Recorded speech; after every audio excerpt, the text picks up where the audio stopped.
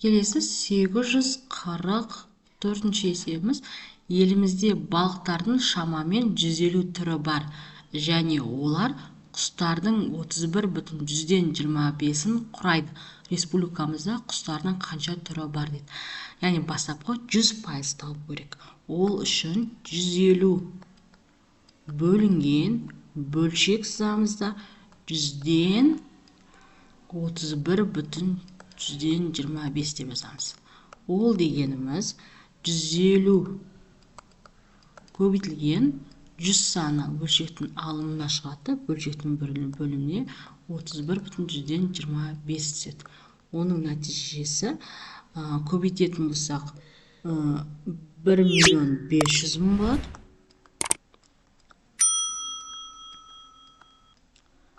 1.500.000 бөлінген 3.125.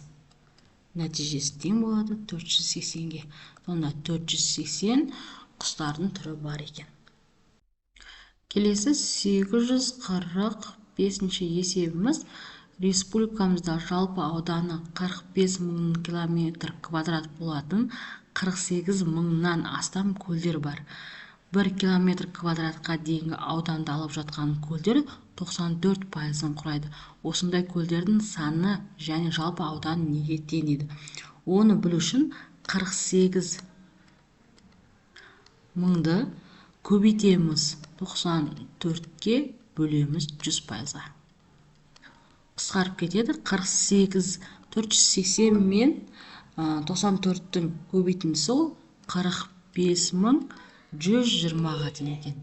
Енді жуықтап алғанда 45 мыңнан аса түрі болады екен. Келесі 846 есебіміз. Жер бетінің 29,12%-ын құрлық, қалған пайызын су алып жатыр. Жер бетінің қанша пайызын су алып жатыр дейді. Бастапқыда барлығын 100% дейміз. Соның 29,12%-ын құрлық алып жатыр екен. Одан қалғанын бізде су алып жатыр. 70,8%-ы су алып жатыр екен. Келесі 847 есебіміз. Алқаптың 39%-ын орман, 23%-ын шабындық алып жатыр. Қалған бөлігі егістік алып жатыр екен. Алқаптың қанша пайызын егістік алып жатыр дейді. Барлығы бізде 100% болады. Содан азайтамыз 39% бен 23%-ның қосындысын. Ол дегеніміз сонда 100% азайтылған 62%. Нәтижесі тең болады 8%-ға. Яғни 38%-ын егістік алып жатыр екен. Келесі 848 есебіміз. Түйе 25 жыл өмір сүреді. Түлкінің түйенің өмір сүру уақытының 40%-ын құрайды екен.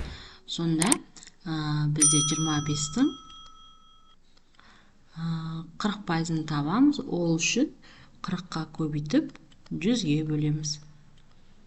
Нәтижесі тең болады. Қысқарып кетеді. Екеуін қысқартайық. 5 санына 2 болсын.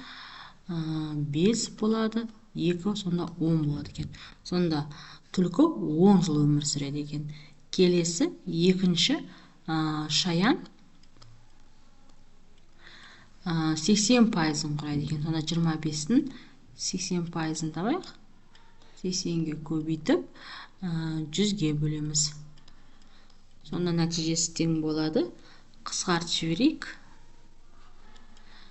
Қысқартамыз 5, 2, 4, 20-ға тең болады. Яғни 20 жылға өмір сүреді екен. Келесі үшіншісі бұғы 60%-ын құрайды дейді.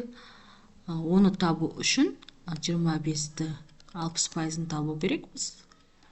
100 тең 0 мен 0 қысқарады.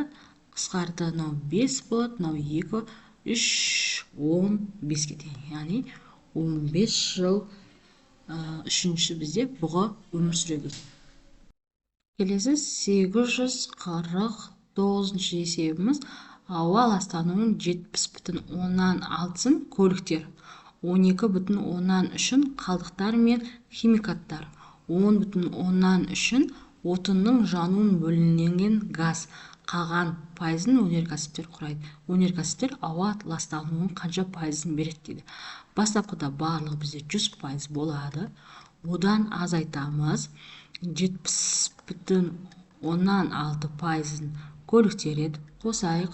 12,3-ын қалдықтар еді, қосамыз. 10,3-ті тең 100-ден азайтамыз. Қосындының нәтижесі 93,2-ге тең болады. Жауабымызда 6,8%-ын өнеркәсіп ауа ластануын береді екен.